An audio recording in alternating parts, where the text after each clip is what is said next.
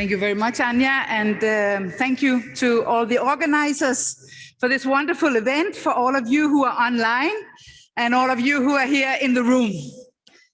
We have been preparing for quite a while, the team of panelists that are 5, and all the people behind this panel, which are, of course, FOME, and by effect, Sophie and Kameko, and it's Weltfilme, and it's Friedrich Ebert Stiftung. And thank you so much for putting together this interesting panel on does knowing you means trusting you. This morning's third session, and actually with a number of answers directly to some of the hot issues mentioned yesterday by some of our speakers. We will explore through this panel, first looking to community media with Professor Vinod Pavarala, who is a UNESCO chair on community media at the University of Hyderabad in India.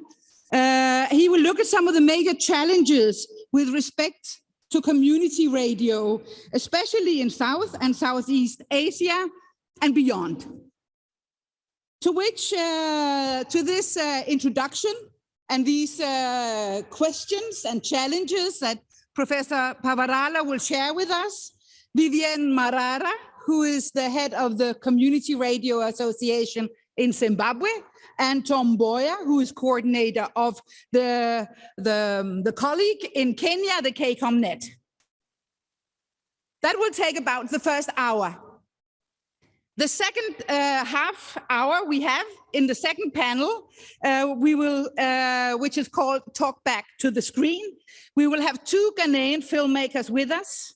It's the activists and filmmakers Kwabene Eddie Mankata and Aseye Tamaklo, who will share their experience with the impacts of direct audience interaction in mobile cinema screenings and local film festivals, and some of the doubts and trust they encounter when presenting their documentary films.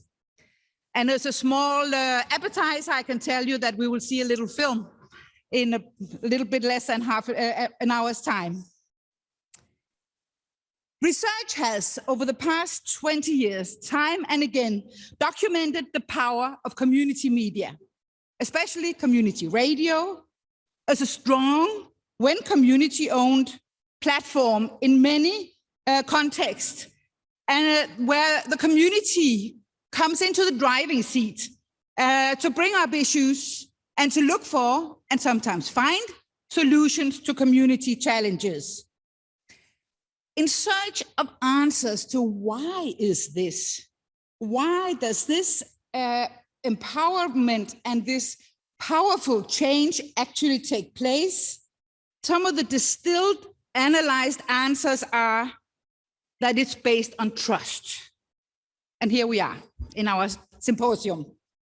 So the role of local media came up actually several times yesterday in some of the thoughtful interventions, among others yesterday morning in the welcome address by Friederike Kerscher, who spoke in the place of Astrid Kaiser from the General Federal Ministry for Development and Economic Cooperation. She highlighted a number of the challenges of information through mainstream media, and she said, among others, that we will look increasingly to local media, as this is the place where trust happens. And she and other speakers underscored the importance of trust and of local media several times yesterday. So the stage is set. We will ensure sufficient, hopefully a lot, of time for interaction. So note the questions and the issues that you come across as we see both you here in the room and you who are joining us from around the globe. With this opening, I'm pleased to give the word to Professor Vinod Pavarala, who is a senior professor of communication and has been the UNESCO chair on community media since 2011 at the University of Hyderabad. He came to that position after obtaining a PhD degree in the US teaching in the US, teaching in Bombay, and then joining the university, where he has now developed a very strong research basis for community media for all of us everywhere. He has been working and researching on social change, community media, policy advocacy, capacity building, and in his most recent book has a lot of important elements of what he will be addressing today. It is called Community Radio in South Asia, Reclaiming the Airwaves, and he has co-edited that with his colleague at the chair of community media, Kanchan Malik. So with these words, Professor Pavarala, I'm really pleased to give the word to you. Thanks a lot, Bridget. Thank you all participants who are there physically. I wish we could all join you in the hall, but I would also like to, share my best wishes from India. We are getting some news of concern from Germany about the COVID situation. I hope all of you are keeping safe and healthy. And thanks to the organizers for putting together this panel and inviting me to share some opening thoughts on this. I'm familiar with the work of Tom Boyer and also Vivian's amazing advocacy work that led to opening up airwaves in Zimbabwe. So I'm really happy to be sharing this platform with them. Let me see if I can share my screen.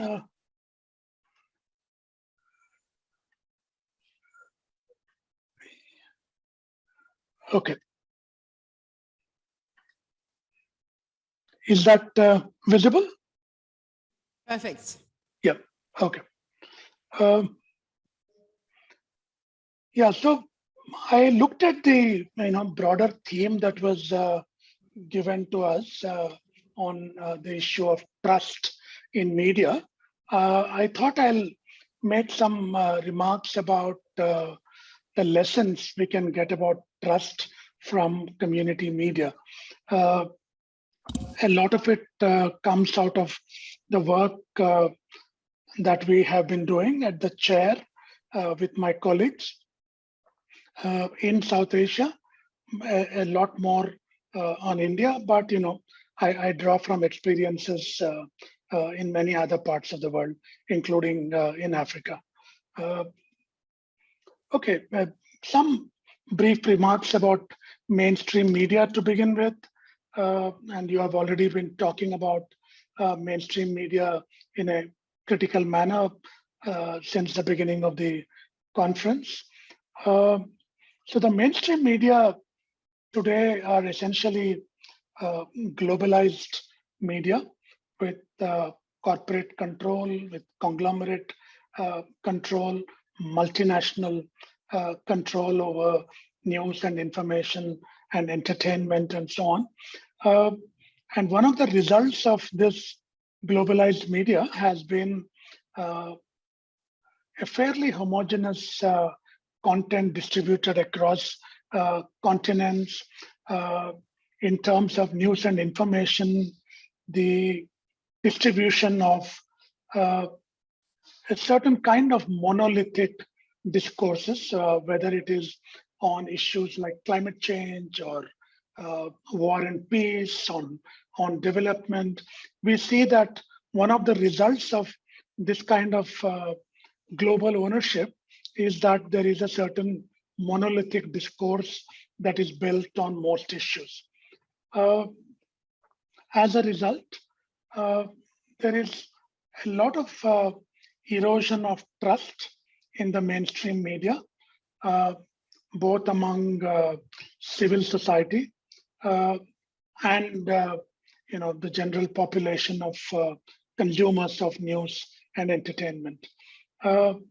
And one could say that there is a certain kind of a split public sphere that has emerged with the corporate global media and national media in certain parts of the non-Western world constituting a kind of a hegemonic public sphere where they determine the terms of public debate, the terms of public discourse, and on the other hand, a large number of marginalized people who struggle to get their voices into the mainstream media and trying hard to forge alternatives on their own, which is what the substance of my remarks are about these alternatives. Yeah, so let me move on. So one of the results of the fractured public sphere and the erosion of trust in the mainstream media has been the emergence of social media as a strong presence and presenting itself as some kind of an alternative. Yeah, increasingly there are people who tell you that they receive their information and news through social media. Yeah, not through newspapers or television or the more traditional media, or even through the more reliable sources on the internet, but through social media. And we have seen in the last 6-7 years, or close to 10 years, how this social media platform has been exploited ruthlessly by demagogues and populist leaders in the West, as well as in the developing world. And many of them ending up winning elections, setting up what people call elected autocracies and so on. And these are the people who have used social media very effectively. And of course, we are all battling issues of privacy and what one can call the algorithmic control over our lives, right? So the moment you go on Facebook and click on some likes, Facebook starts prompting you with advertising that's related to that subject, right? And there's a lot of debate that's going on.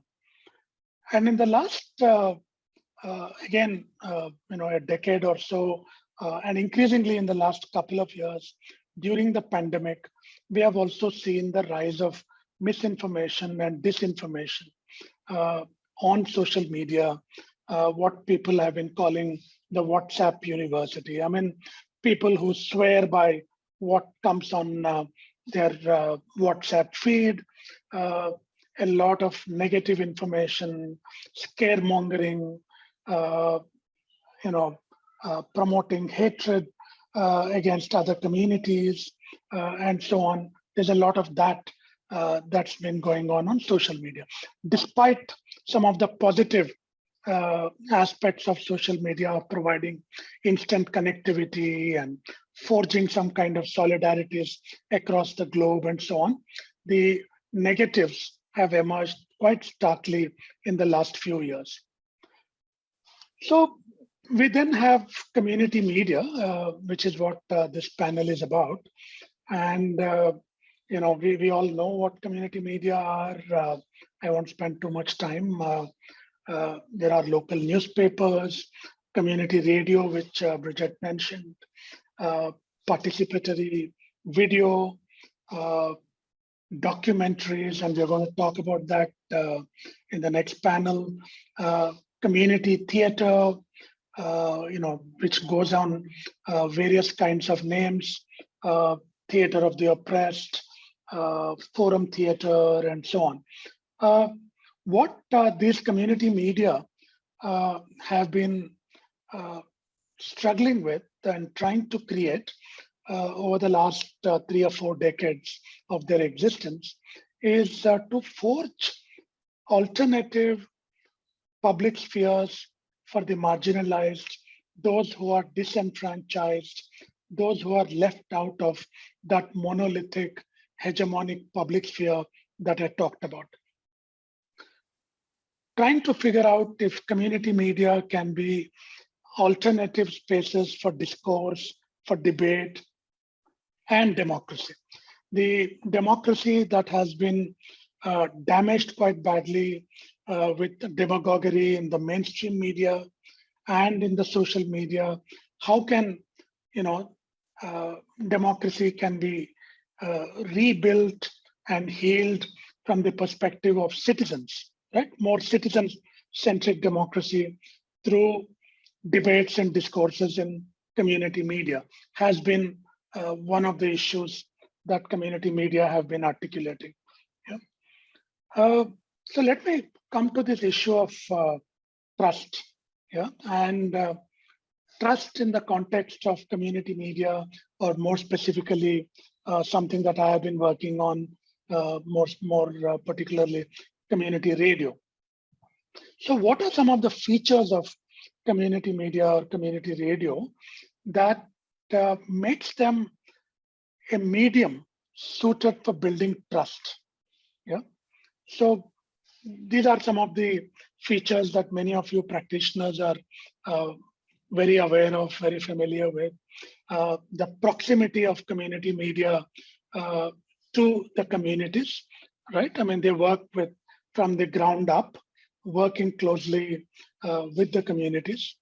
The emphasis on local issues, local identities, local cultures, right, is a hallmark of community media. And in many parts of the world, the broadcasting that is done in local languages, right? Not through the national languages or one monolithic language imposed from the center or the federal government or whatever, but trying to promote local identities and local languages through community media. The importance of community ownership and community management also cannot be minimized as a critical aspect of why communities develop trust in community media.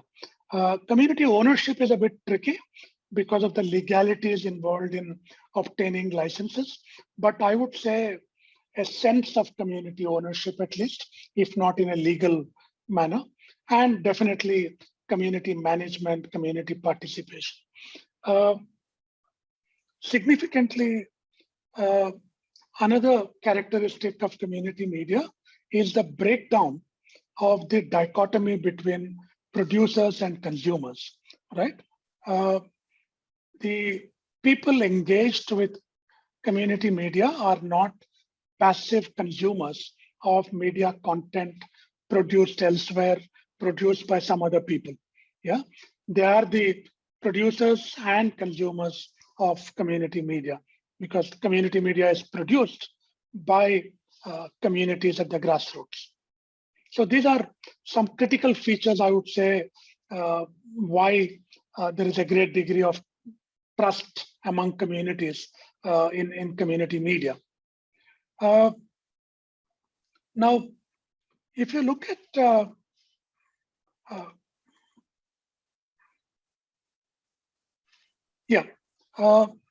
the broad idea that community media are meant to promote social change and development, particularly in the global South context.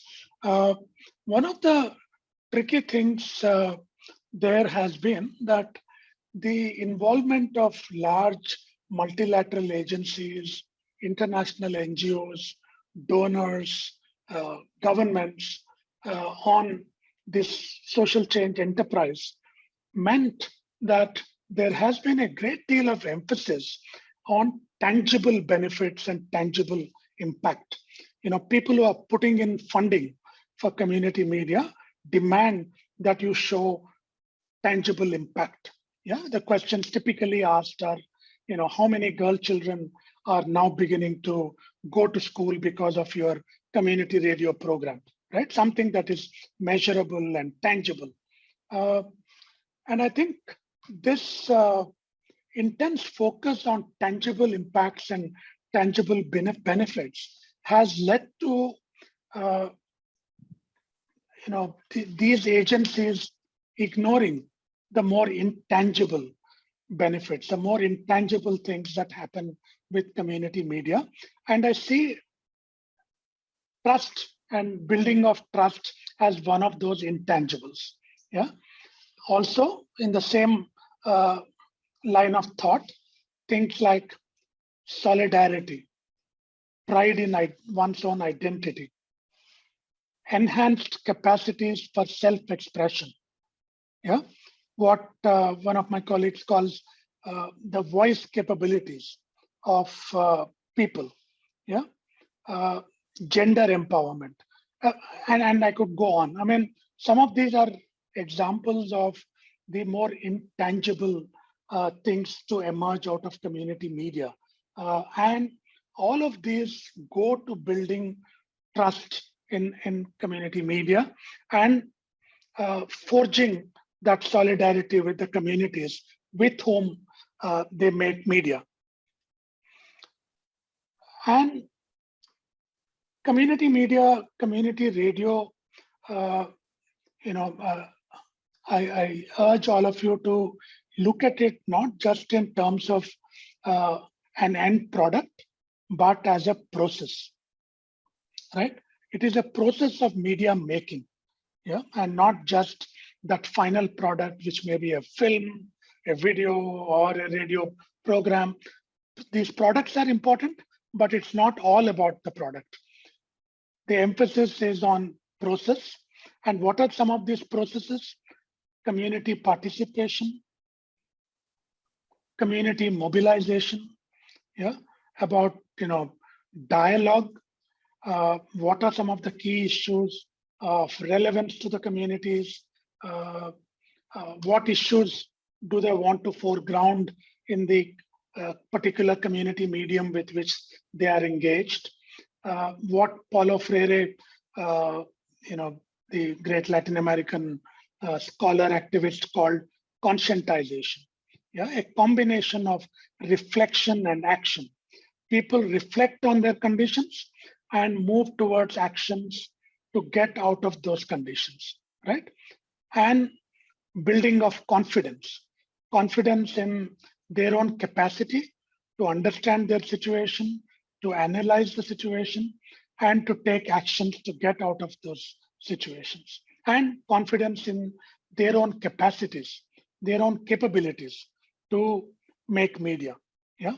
So all of these are very significant processes, yeah, which go towards enhancing trust and not just the final product. So community radio in South Asia, I mean, there's quite significant sector now in India, Nepal, Bangladesh, and an emerging sector in Bhutan. I think something like 700 plus community radio stations, with the major chunk coming out of India and Nepal. There are different regulatory environments. Nepal doesn't yet have a community radio policy, but have something like 300 plus community radio stations. India has 300 community radio stations. Bangladesh has about 17, 18 stations. Bhutan, about 10 stations, started more recently. Now, all of these stations, the emergence of community radio movement in the region has articulated many of those issues that I have outlined through the previous slides. The principles, the philosophy of community radio, community media are all articulated through these 700 odd community radio stations. Now, coming to, finally coming to the challenges to the trust building in community radio, because we also don't want to be overly romantic about the potential of community radio to liberate people from poverty, from discrimination, enabling them to articulate their own identities in their own voices, in their own languages. So one can easily get a bit too romantic about this whole thing. So having seen community radio from close quarters in South Asia for more than a decade. There are some real challenges. There is restrictive regulatory environment. As I said, Nepal is yet to have a dedicated community radio policy. In India, there is community radio, but community radios are not allowed to broadcast news. They are not allowed to broadcast content of a political nature. Licenses are not given out in certain regions of the country because there are ongoing conflicts of various kinds in those regions, and they are not given licenses. There are issues of sustainability, especially financial sustainability, and this is a global problem, right? I mean, you get 2 or 3 community radio stations in a room, and the first thing they'll start talking about is financial sustainability. I mean, it's a real issue. And this financial sustainability problem has led in South Asia to various kinds of dependencies. One kind of dependency you could think of as state patronage. Yeah, the state comes up with various kinds of schemes and programs through which they would give money to community radio stations, asking them, could you make a series of programs on this particular government program, that particular state welfare scheme, and so on and so forth, because the state looks at community radios as a last mile delivery platform for their programs and policies.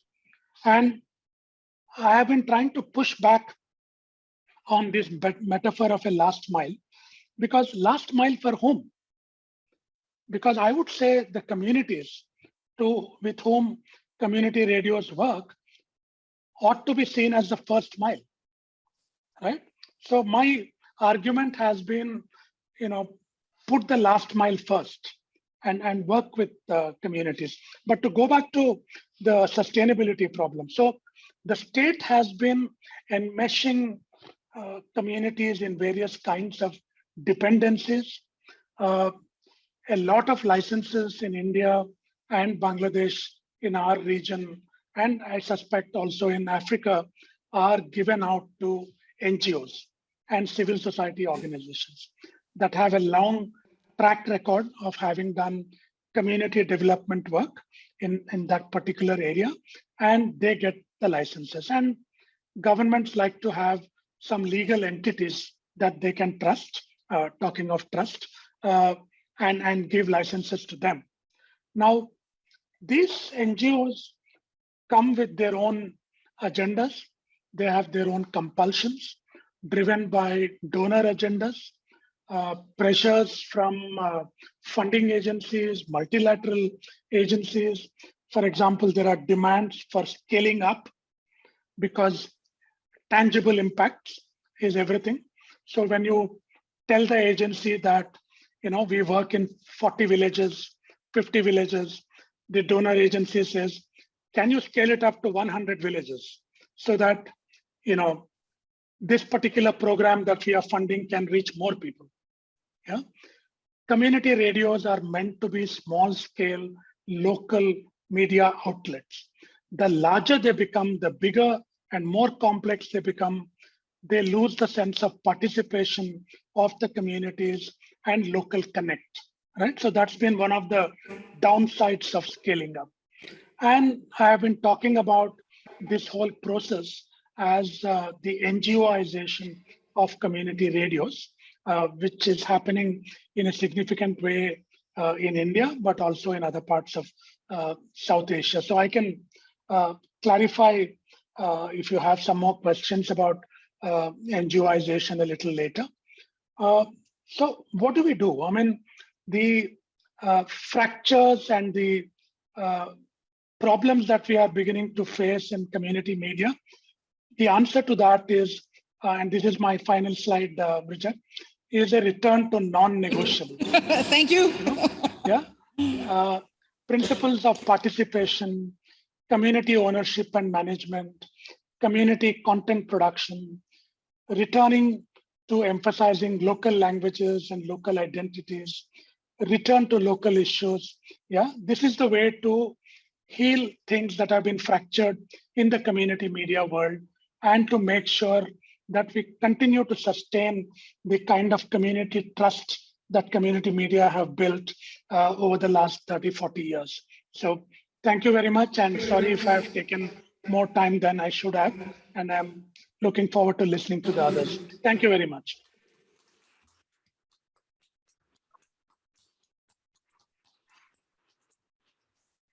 Thank you very much, Vinod. And I think that probably the mistake is ours that we ask you to lay out such a vast area in such a short time. But thank you very much for covering so much ground, and also for showing that local radio, community radio, is not just a quick fix. You cannot parachute in a station, put in a few journalists, and off, here we go. It is a very complex thing that is doable, absolutely, but it does require some attention. Thank you very much for that. We will hurry on to Vivienne Marara from Zimbabwe. And Vivienne Marara is a media development practitioner. She is the national coordinator of Zimbabwe Association of Community Radio Stations, called SACRAS. Marara has worked extensively with media freedom advocacy, free expression, and access to information interventions, with a particular interest on community media, community communication, and community development. As a result of the advocacy work by SACRAS under Marara's leadership since 2020, Zimbabwe has witnessed the first ever licensing of community radios in post-independent Zimbabwe. That has taken blood, sweat, and tears, I can say, as an observer. She's also playing a leading role in formulating strategies for getting community radio sector in Zimbabwe off the ground through the provision of startup support. So Vivienne, welcome. Thank you so much. In this reality, Vivienne, how do you see trust? What is the issue around trust in the community radios in Zimbabwe? Over to you.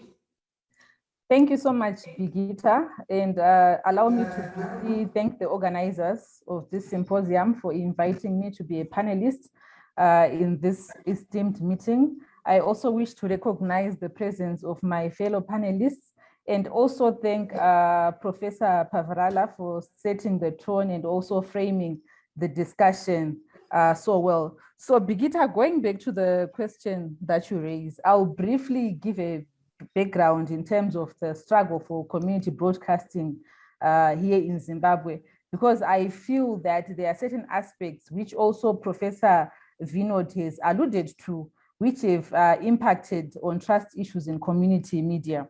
So you find that in our case in Zimbabwe, the Enabling Act, the Broadcasting Services Act of 2001, it gave the first legality for advocacy and lobby work for community broadcasting here in Zimbabwe, namely community radio.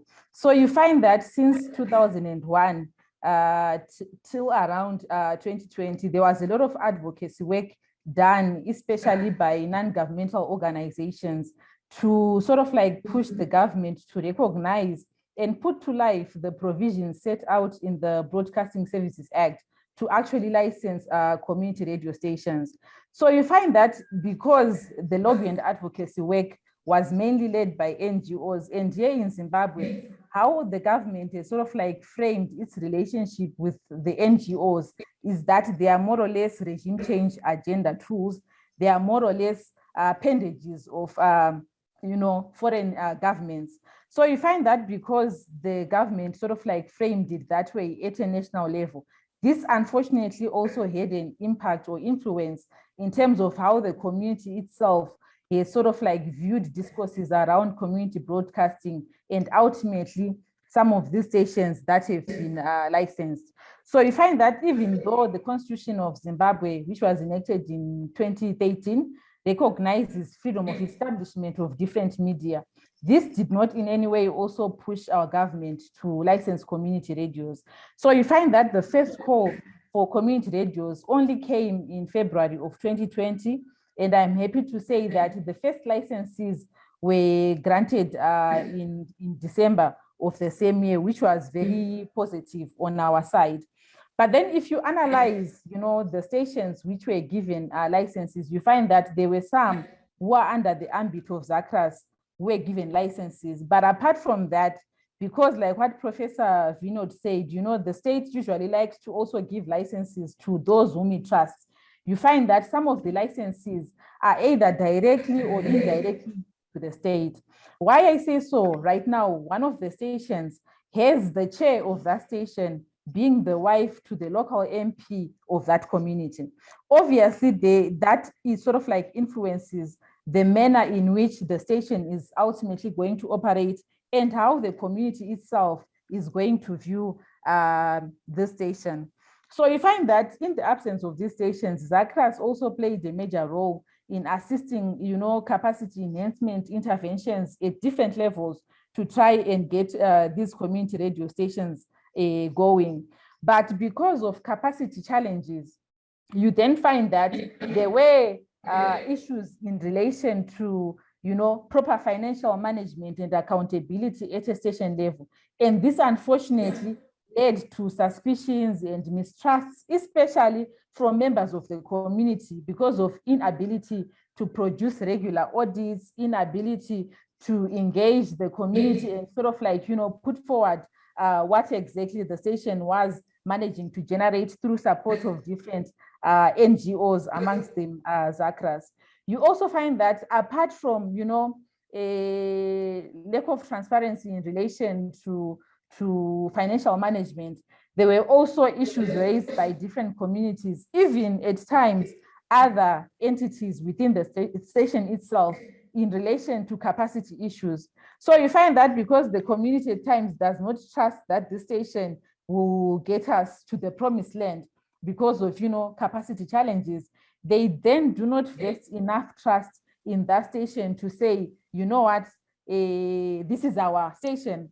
But the good thing is that apart from, trust issues, which have mainly emanated from, transparency and accountability issues, you still find that the community itself has trust in as far as the content that these stations generate and disseminate.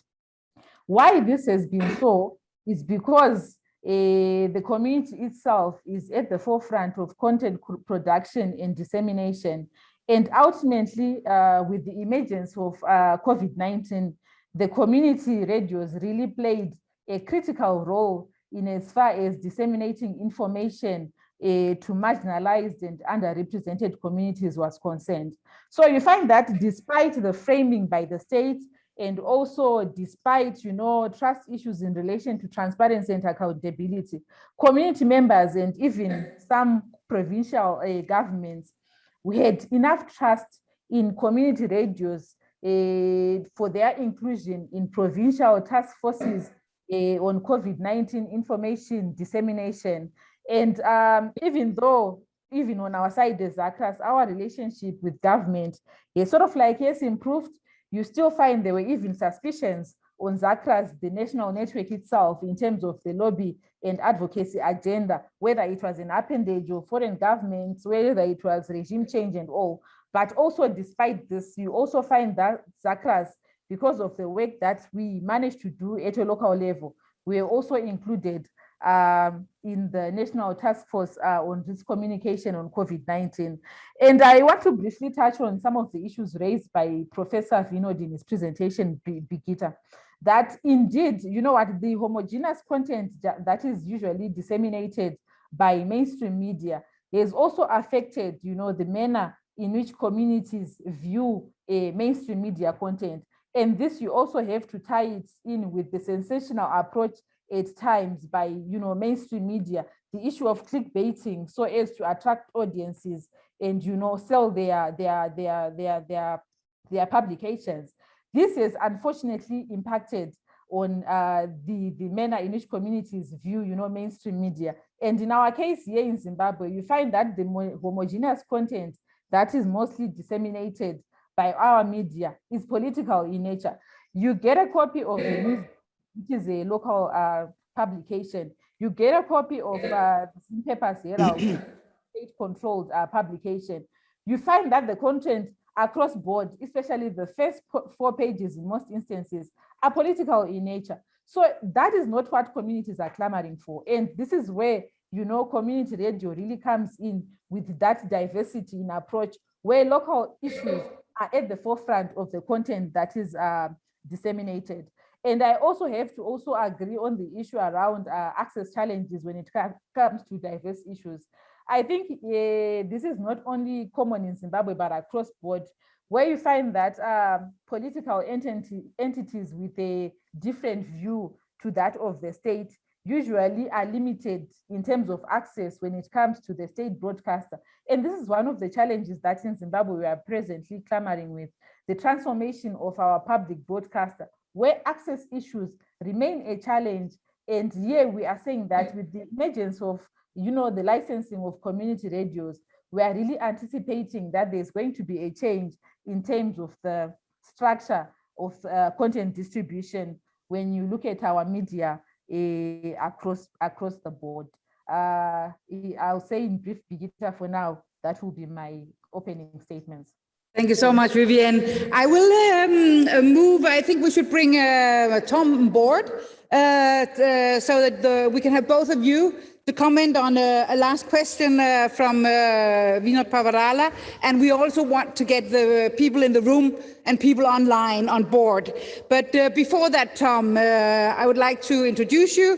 You are the national coordinator of the Kenya Media Community Media Network, the KCOMnet. It's the national network. It's an association with 25 community radio stations, 18 associated Catholic radio stations, 20 community theater groups, 10 community newsletters across the country. So much matching the variety of community media that Mr. Pavarala was telling about. Tom Boyer is also a paralegal, activist, and human rights defender with experience of over 20 years in community organizing, community and media broadcasting, and advocacy for social transformation and community networking. And you've worked, Tom, with different civil society organizations in the field. So with that introduction, I would like to turn to you. And based on our preparatory talk, Tom, one of the challenges relating to trust in media that you mentioned is the fact that the vast variety of community media that you have some serious challenges. You talked about an externally imposed agenda and that people actually had difficulty really taking on the community ownership. Would you like to explore that in relation to trust? And let's try to keep it brief so we can also get some people to interact with you from around the world and from the room. Over to you, Tom.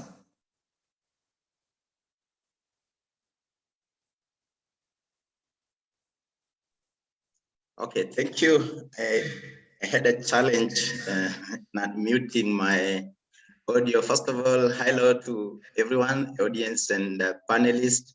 I'm happy to meet again with Vinod and Vivian and the rest of the team. It's my pleasure before I indulge into your question. Allow me just to say that I fully concur with what has been said by Vinod and Vivian, and it's no different here in Kenya.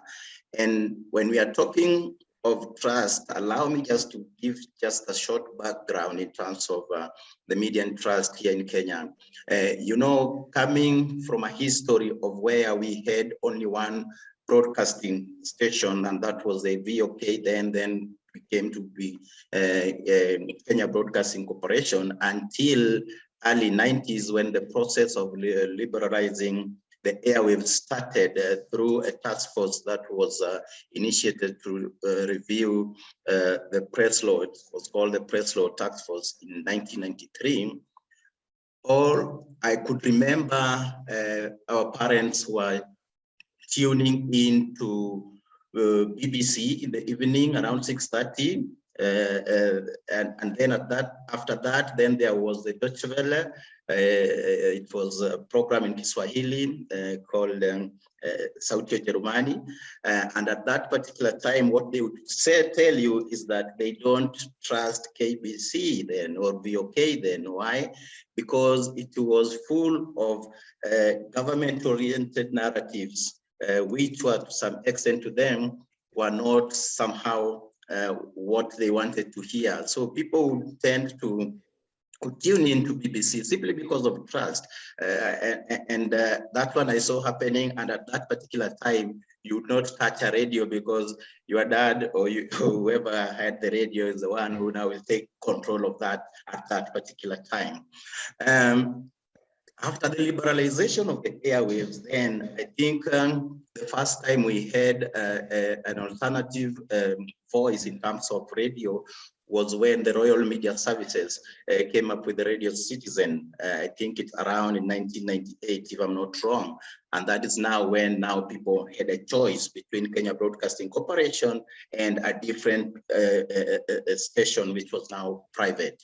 But even then, there was no room for community radio stations. I appreciate that in 1982, there was an effort to have a radio station. In fact, there was a radio station in place in 1982, a community radio station in Homa Bay, one of the counties in Nyanza region.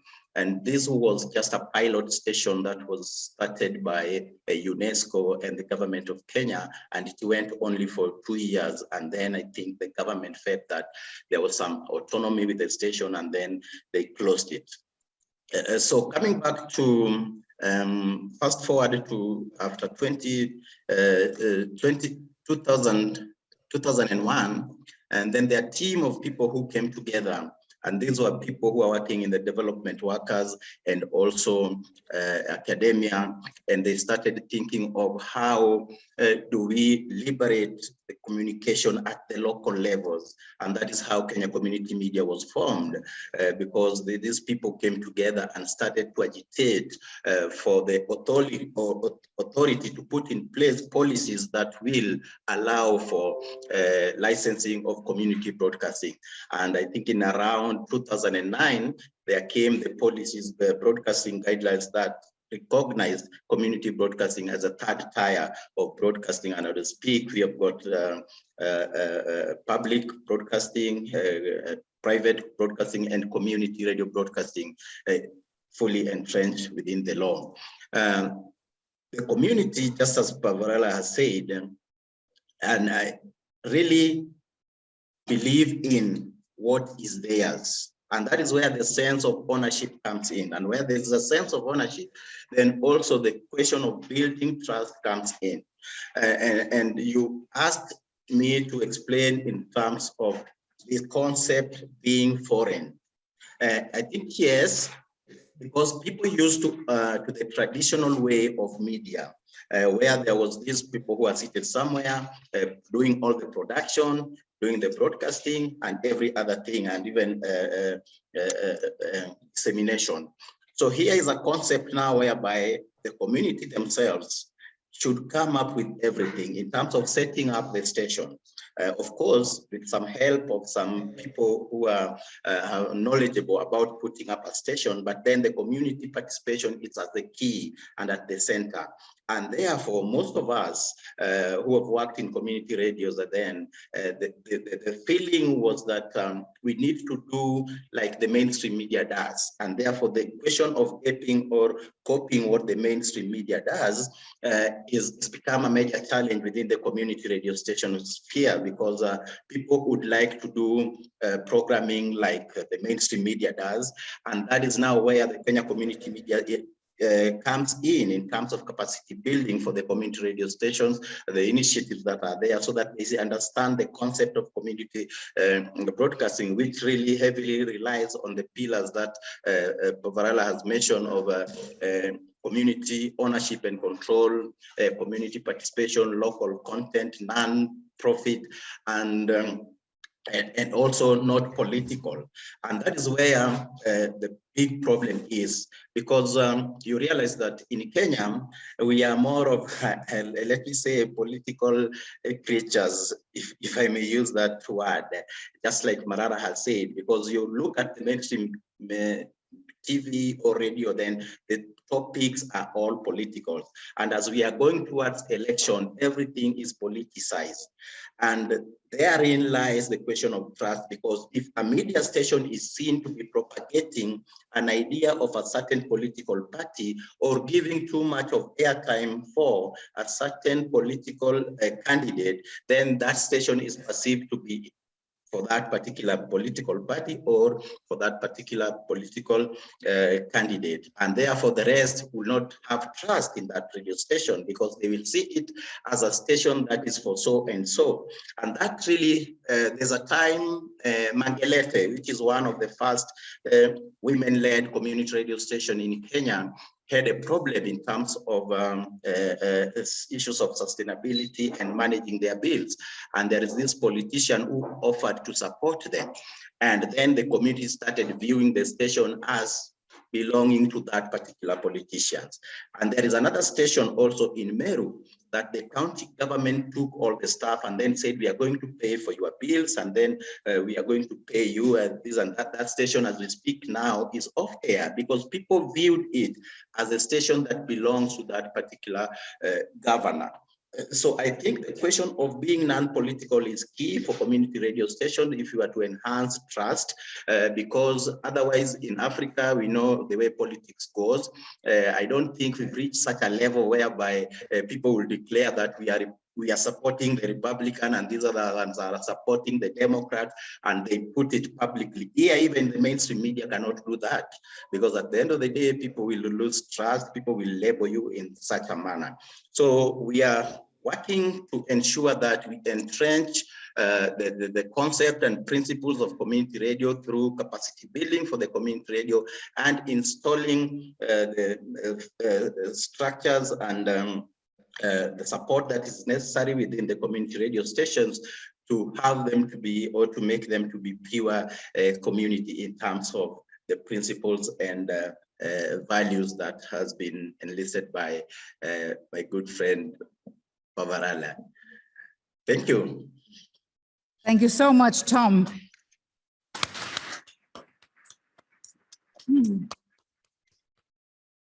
Now, these three very strong stories show that these people's media, they are not easily gotten.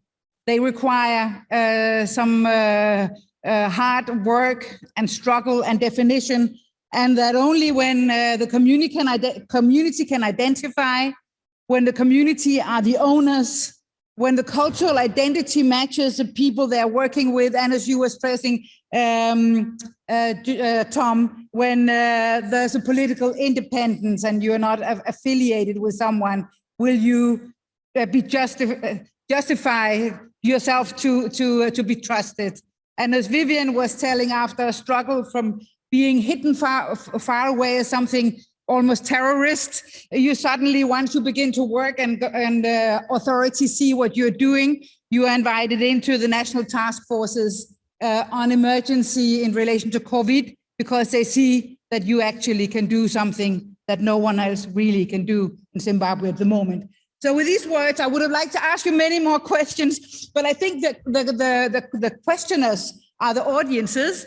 So we have 10 minutes for audience engagement, and then after that, we will have half an hour with Aseye and Kwabene, who are waiting with us on the screen, and we look very much forward to turn to you in 10 minutes. So please, should we start with online questions, Sophie, for a change? I've realized that quite a few have been coming in. Sorry, I think it was a misperception. I answered two messages we Okay. received, but it was mainly messages with congratulations on the very interesting contributions. And one I want to highlight, it's from the Community Media Forum Europe. the colleagues in our neighborhood, and they write, it's Nadia Beladi, and she says, so inspiring to hear from all the panelists. Thank you very much. No questions yet. So onliners, all the questions that you have in your head, put them in the chat so Sophie can pass them on to you, and then we move to the room. Any questions or comments to any particular of our three panelists that have talked with us this morning? There's one over there.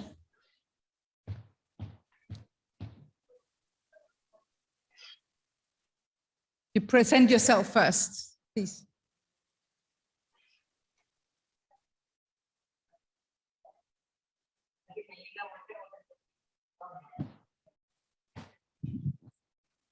Das one. Sorry. This should be. Hello, my name is Said Nazir Afridi. I'm from Pakistan. We don't have like community radio concept in the country and no policies for it. My question is for our friend from India that do you think that the community pages on Facebook and social media is the alternative to community radio stations in India or any other country? Because they are more engaging and they are more accessible to people. And my second question is for Tom, that community radio, if they are run, and there is like a election situation, as you mentioned, so how we can ensure that the journalistic standards can be applied and the radio station content could contribute to peace and harmony? First, a question for you, Vinod. Yeah, I mean, many of the local community radio stations have been trying to leverage, social media wherever possible. But in reality, we are looking at communities which are living far down the development road. Many of them do not have proper connectivity, leave alone electricity. So I think the digital divides are still very real, especially the communities that we want to reach through community radio. But especially in the last 2 years of the pandemic, we have seen many stations being innovative, trying to use the smartphone availability and to further amplify the voice of the community radio by using Facebook and WhatsApp quite effectively. In fact, we at the chair have conducted some capacity building workshops for radio stations in Bangladesh, in Mongolia, training them in what they called social media broadcasting. So some of it is happening, but we need to be a bit realistic about the potential of using social media that are dependent on the internet. Yeah. Thank you very much. Your second question was too?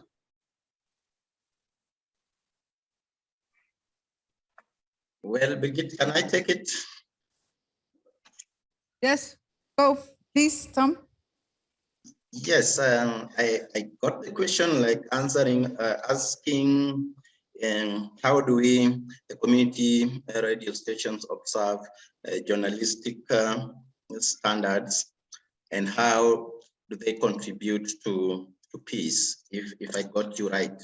Let me say that the standards are there because within the Media Council Act, we've got what we call media ethics. And media ethics, we will appreciate that most of our community radio journalists maybe are not professional journalists per se. They are not people who've gone to college. Of course, I'm not saying that there are no those who are already graduates, but yes, they are there, but they are few. Most of the people within these community radio stations are community members who wants to engage within that space to enlighten their community and to provide platform for them sharing ideas and improving their lives. So what we do here in Kenya is that we link up with the Media Council, and therefore Media Council will come and conduct the media ethics training for this particular journalist. And then after they've completed that training, then the Media Council will give them accreditation in that aspect. Then secondly, these communities, community radio stations, the beauty of community radio stations is people within living a certain area, and therefore it is incumbent upon them to ensure that they maintain peace, because unlike the commercial mainstream media station where somebody is broadcasting from Nairobi and is broadcasting to someone who is like 300 kilometers away. So even if something happens within the 300 kilometers away, then probably they would think that they are safe. But if I'm broadcasting within this community, everybody knows me. When I'm out of the station, everybody will say, hi, Tom. The conversation will continue even after I left the mic. What means is that people will still ask me, what were you saying in the station? How is it? So the conversation will still go on. And therefore, these people will be the last people to try to perpetrate violence within their community. So they will maintain peace. And that is something that even the BBC Media Action did a research on that after the post-election violence of 2007, 2008. And they found out that Pamoja FM in Kibera and Coach FM in Krogosho were very pivotal in terms of ensuring that there was peace within those areas during the skirmishes. I've seen also a question here asking about if we say that the community radio stations should not be political, then how do they engage or how do they report on elections as we approach election? There is the question of taking sides. And that is what I said, you should not take side. Then you should not even be seen to be supporting a particular candidate, because then you will lose it. That is the point I'm trying to make. I'm not saying that they are not supposed to engage in civic education, because there's a difference between engaging in civic education, raising the level of awareness of your people, and educating them on why they should engage and take part in their governance. Those are two different issues, and in comparison with supporting a person or a politician or taking sides within the political contest. So that is what I mean. And I've given two practical examples of what happened in Makueni during Mangelete, where a politician supported the station. Within a period of 1 year, people associated the station with the politician. And then they said, now this station belongs to so and so. It's not for the community once more. So those are the dynamics that are available. But more importantly is this, that when there is that community ownership, there is within the radio station, then the communities themselves will, I'm sorry, will make sure that they protect the station. And in some areas, community members themselves have even contributed to paying some of the bills for the station, because they feel this is our station and they own it. And therein lies the question or the answer to sustainability. Thank you so much, Tom. Thank you. What we can see here is that we are just at the beginning of the tip, not even the tip, but the beginning of the tip of the iceberg. We have two questions from our online participants. One about the political aspect. You already covered that, Tom. The organizers are reminding us that time is actually up. But what was the other question, Sophie? Sorry, I'm not sure whether it was answered. I think it was about the difference of politicization and political information. How do people get that in the community? And the second, also please, very short answer. What do you want to do against this NGOization development, having in mind that licenses are only granted to NGOs to open up community radio? Thank you very much for the questions. I will, as the moderator, I will take the prerogative to answer very shortly so we can move on.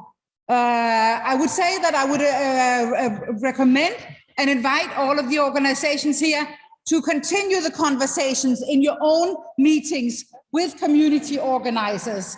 The question about what to do about NGOization can be a long answer. If you have one sentence, Vinod, share it with us, but only one sentence. Otherwise, I would say, read his book.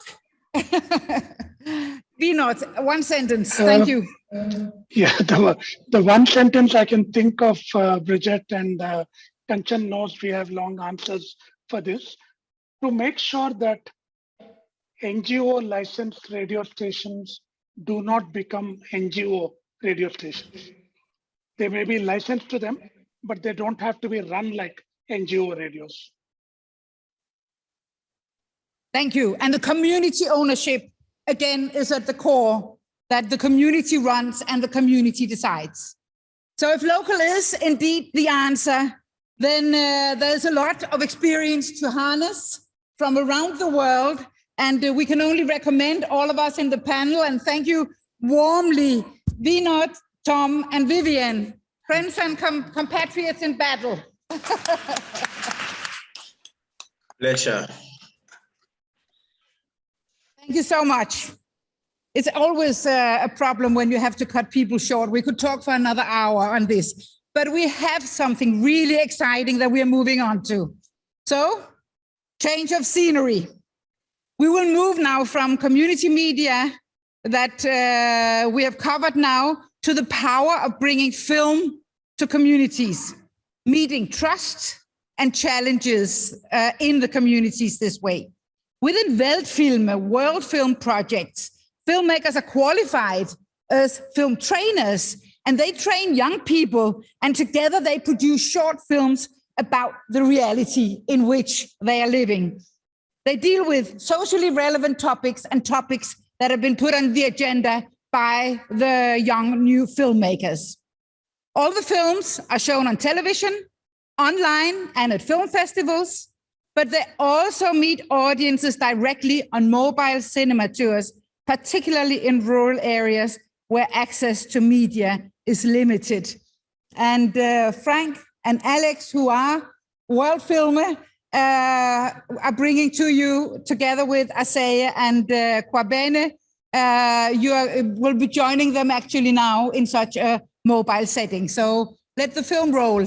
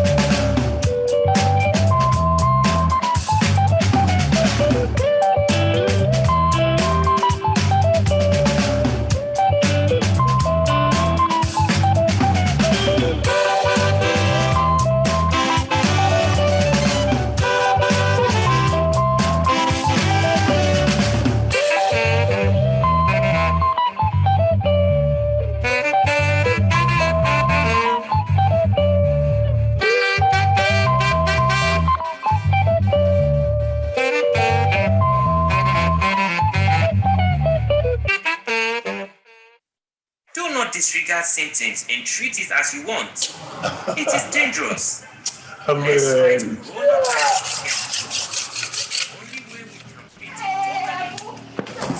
up to us. Come right now. Hey, amachi ameda oleza amena juajire. Hey, na kide kap me na cover now. Ne fo ananu. UFO. Okaba. Antinya, na machia. Mama Chana hired Jagbana na hire. You should take him to the hospital, Lo. These are clear signs of COVID. Masa Ubokaba, Anyamachi Umio and Namu hire. Jagbana Mamachia. We are not in normal times. You can't disregard these symptoms and treat them as you want. Get tested when you start showing symptoms and don't handle it on your own. Azuma is not breathing, no. Huh? Azuma, don't do this to me. Please wake up. Azuma. Eto, we have to go to hospital. For what? We have to go and test ourselves so that we will be treated. Azuma! Hey!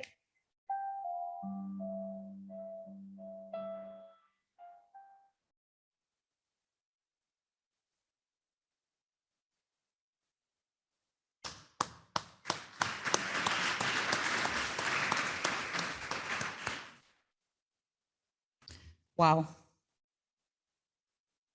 Welcome to the film section of this panel. And Asaya, we'll come back to you to hear about all that you are doing, meeting audiences in a festival setting and the power of trust.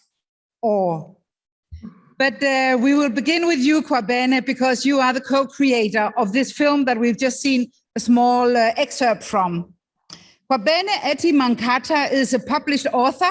He's a screenwriter and a movie director. He's also a film trainer with the YMCA in Ghana in West Africa. Since 2017, he has written and directed 9 short films on diverse themes, including COVID-19 under the Welt film projects. They have been shown across Ghana and West Africa on TV, online, and on mobile cinema tours, as we just saw the organization of. 2 of Kwabene Mankata's films have won awards in the Black International Cinema here in Berlin in 2018 and 19. An avid reader, he is also the program director of an organization promoting a reading culture across Ghana. Furthermore, he's a screenwriting trainer at the Digital Film School, a series of online courses for African filmmakers, a project that's just about to take off. So Kwabene, warmly welcome to you. And I would like to hear from you some more background on the process through which you create the kind of powerful films that we just saw a small excerpt from. Okay, thank you very much, Brigitta. I want to say thank you to the organizers of this particular symposium. I also want to thank the panelists and special shout out to World Film, Frank and Alex. Hi. So I'll go right in. The nature of our short films is such that we first go to the communities and engage them on issues that are prevalent. I mean, issues that they really want to talk about. So when you get to the communities, you're talking to them, sometimes a lot of issues come up. When we have a theme, then we know that the issues that we are going to address feed into this particular theme.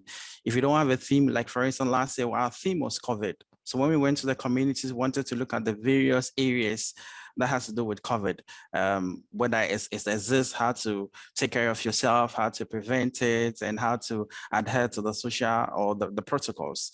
So when we get to these communities, they all come up with ideas. And our goal, or my goal as a lead, is to listen to these views. Usually we have a board, we put everything down, and then I facilitate a discussion and to see which one that we really need to address as a community for this particular community. Is it a case of people not believing that COVID exists? Is this something that has to do with the protocols?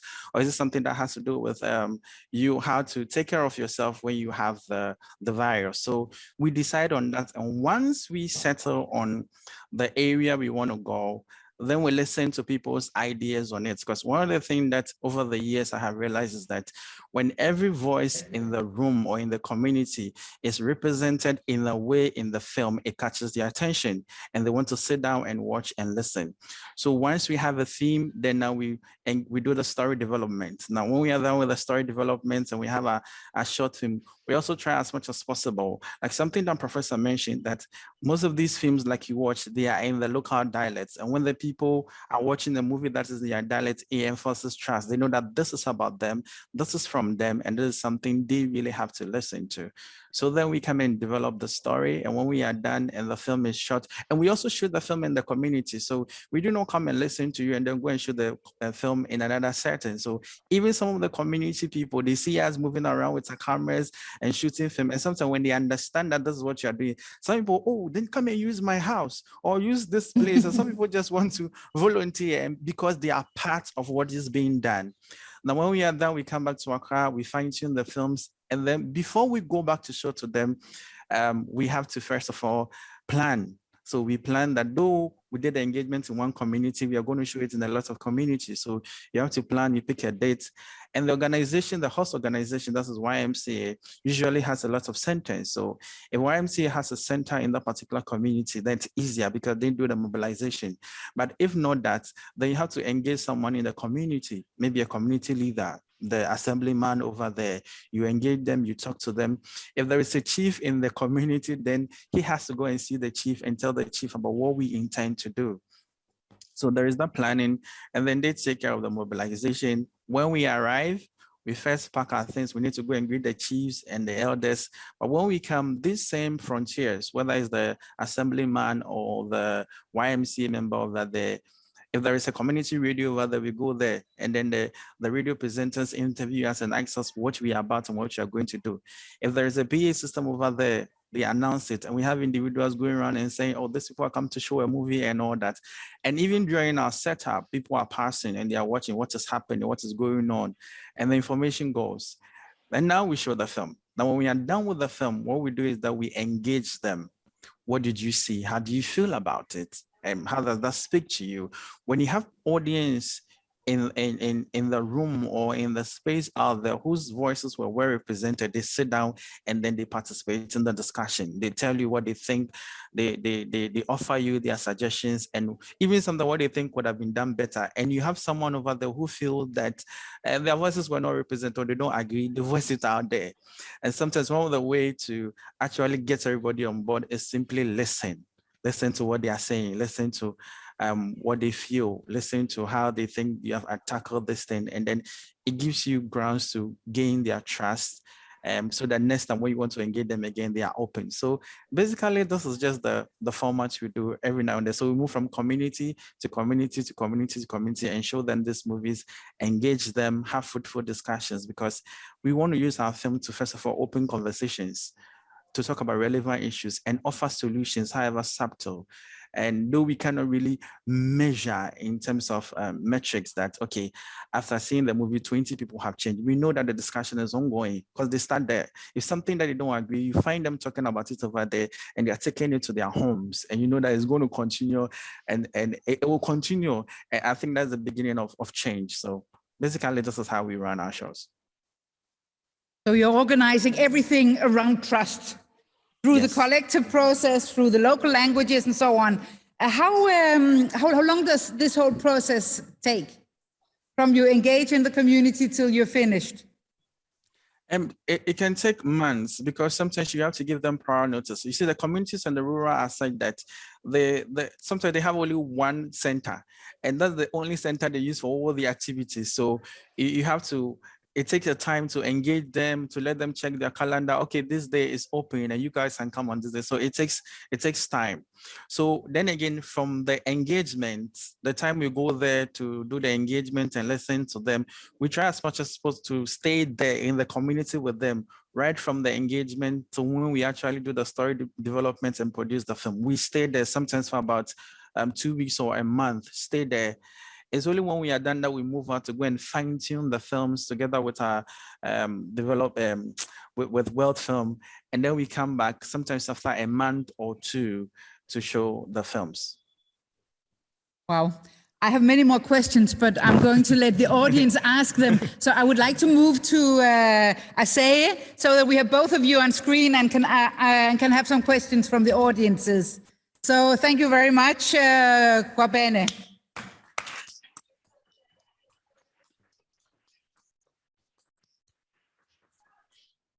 For now, you'll get the word again later when questions are asked.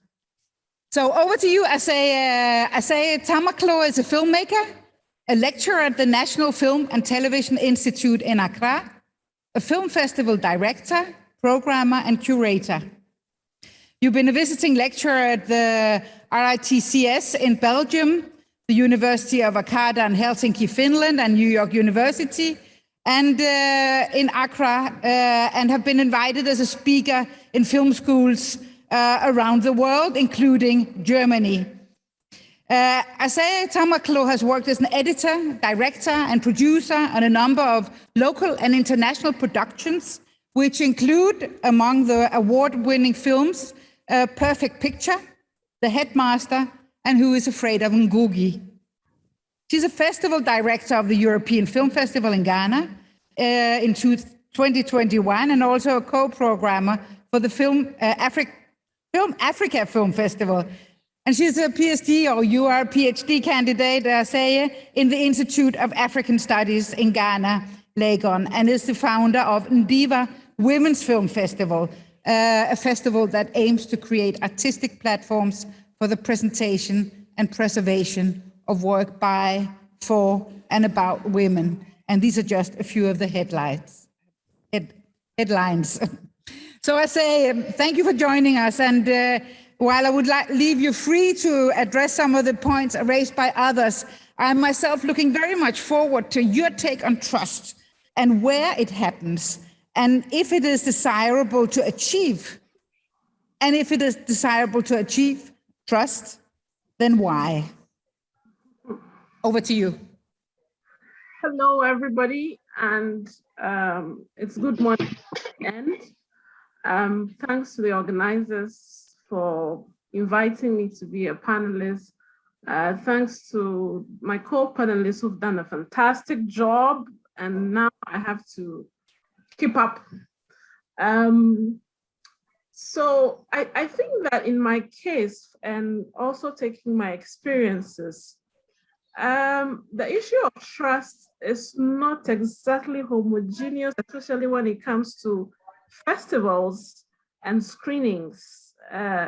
Because one, it's the kind of audience that you are dealing with, the space, their educational status, their social status, etc. So I'll give examples.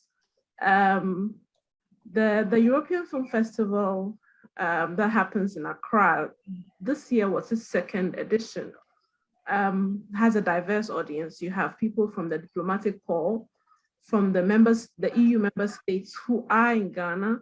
You have Ghanaians, and then also you have film lovers and people who are also from the film industry. It's a very mixed audience.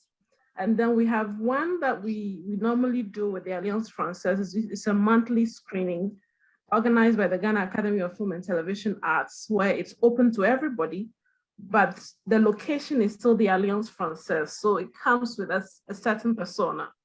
And then there's the My Festival, Ndiva Women's Film Festival, which is a women's film festival, even though we have 3 categories: films by women, films for women, and films by men about women, progressive though.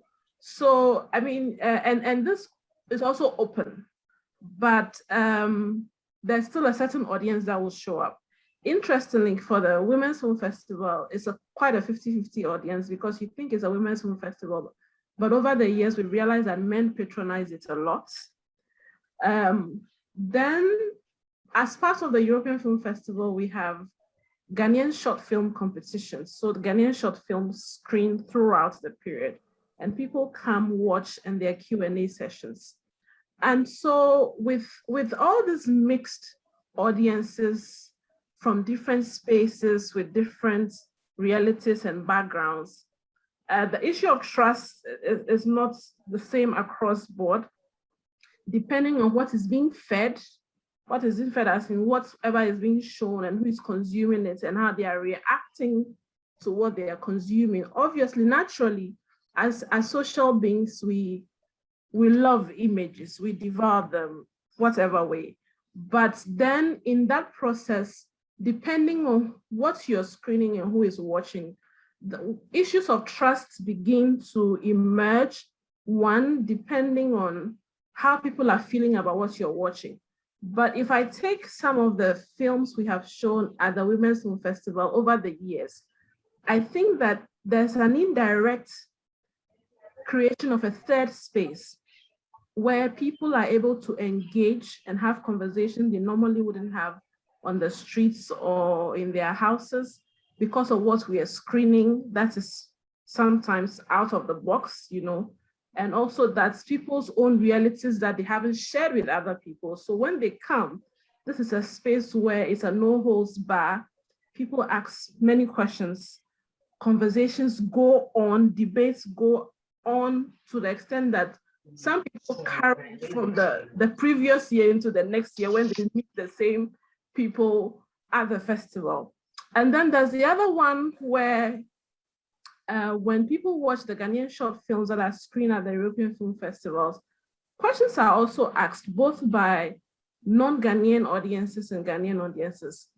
I always give an example. This year, there was a film titled Dreaming Alone, and it's about this young man who is trying to become a writer. He attempted to go to film school, couldn't really afford it, did a semester and dropped out. There are times that he had to sell weed and things, to survive and things, but he's been trying to write, and he does write, but he's not able to get it to where he wants it to get to.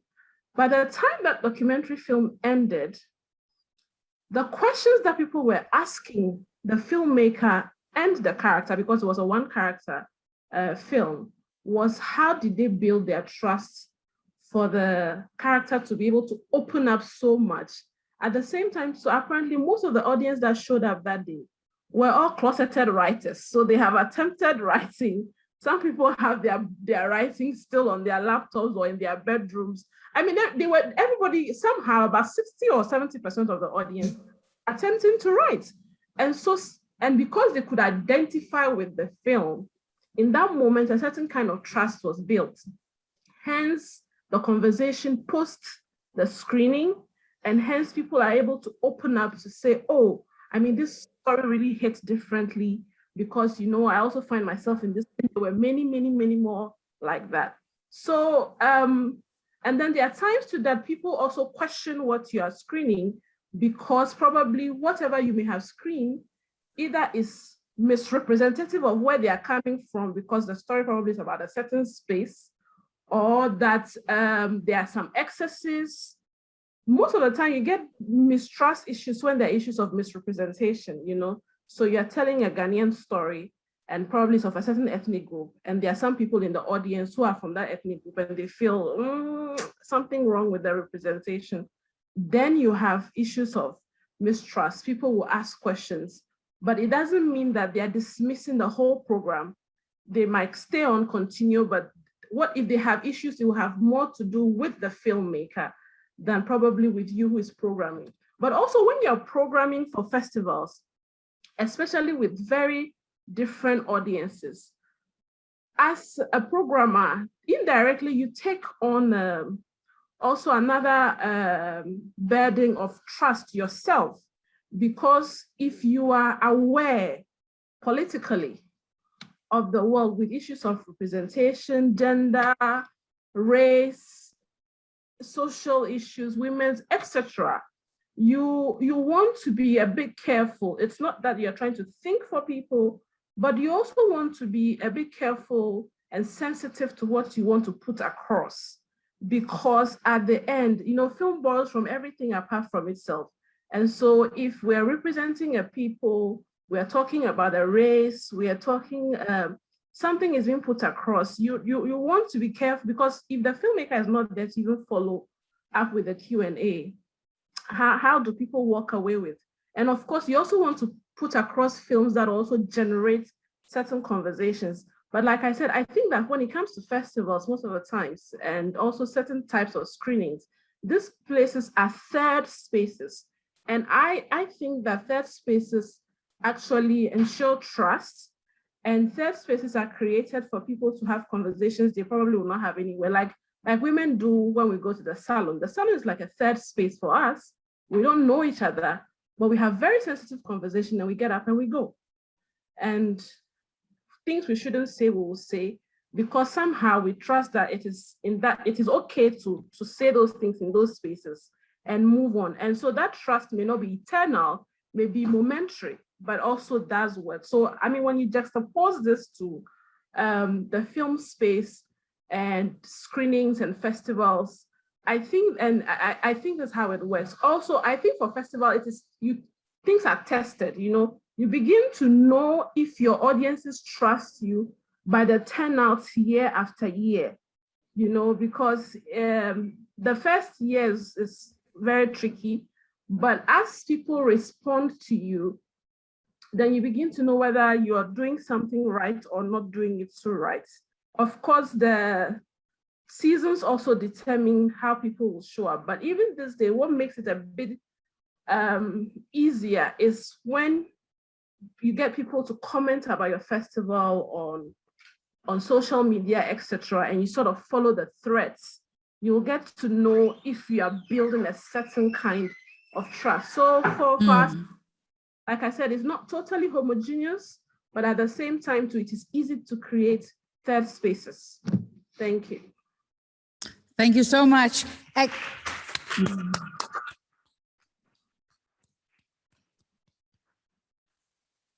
One of the things you mentioned when we spoke, and which adds up to what you were just telling us, I say, is this third dimension that you talked about, or the third spaces, these safe spaces where this trust unfolds during festivals.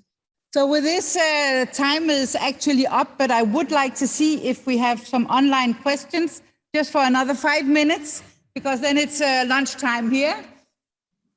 You have some? Ja.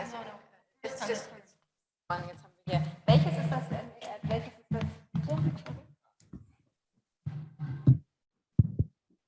Yes, actually, we do have two questions. One from an online audience member who would like to know from Kwabena and maybe also from Aseye what kind of impact the shown films have if they lead to any kind of change.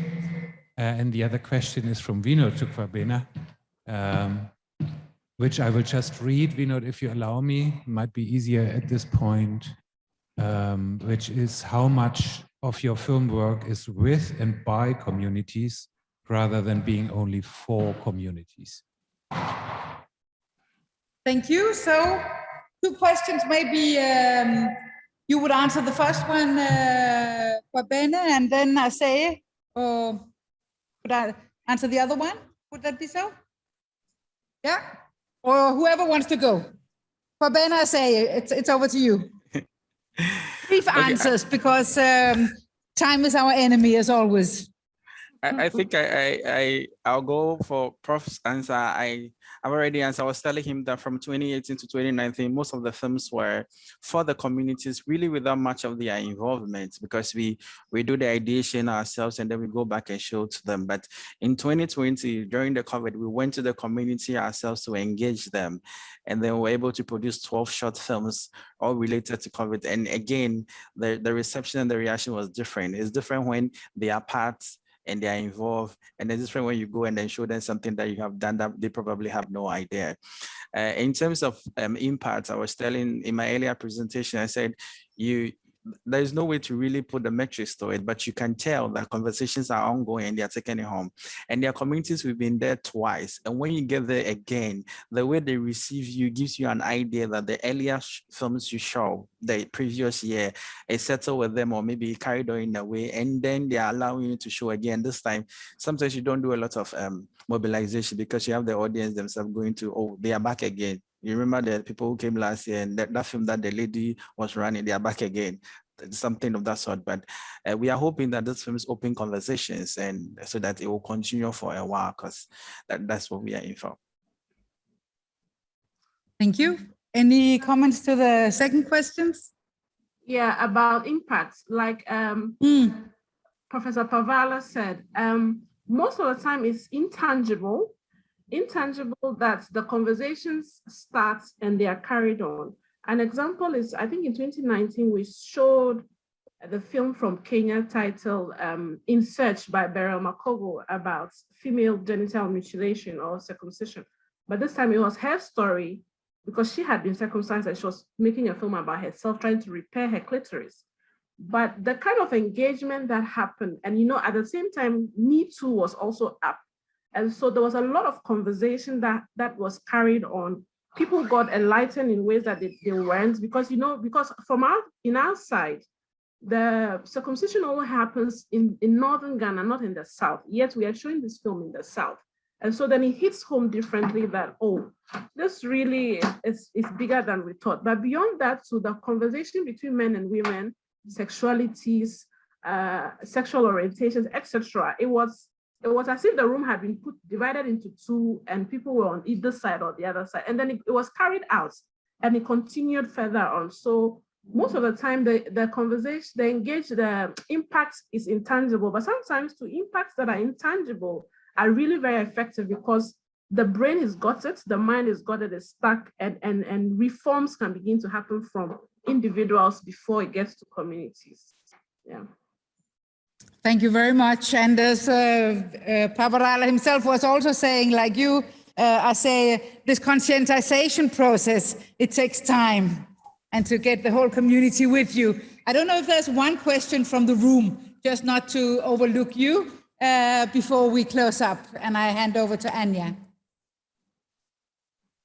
If this is not the case, then I would like to thank the panel warmly, and I'm sure all will do it with me.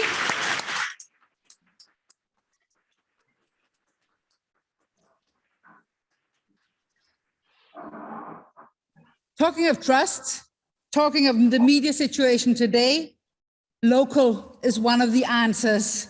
And we've heard the beginning of some conversations on how that can unfold on community radio and in cinema, in filmmaking, documentary and feature films.